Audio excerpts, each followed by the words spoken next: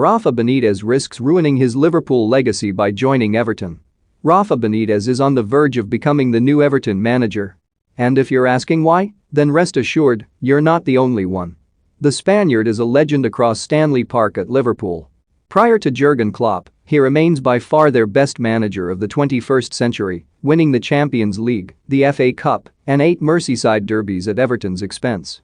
So when the news emerged that he is set to be appointed as their new manager, becoming just the second coach ever to cross the Merseyside divide, it's easy to see why those of a blue persuasion were less than pleased.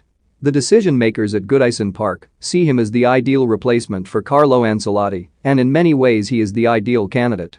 He is similarly experienced and has a track record of winning trophies, and Everton could certainly do with someone like that. The last time they won anything, it was 1995, and Benitez was still in charge of the Real Madrid B team. The issue is that the board have desperately misjudged how much some are willing to swallow in order to get there. There is a large section of Everton fans who would rather go another 26 years without winning a trophy than ever see a former Liverpool manager in charge of their club. And whether you think they are naive and stubborn or morally superior to the rest of the fan base, their very presence means that Benitez will be under the microscope from day one. It almost has to be admired that the Spaniard, now in his 60s, seems prepared to go where so few have ever gone before and face that challenge head-on. But perhaps there is a reason that no manager since William Edward Barclay in the late 1800s has coached both teams. It's hard to imagine it will be worth the pressure it welcomes.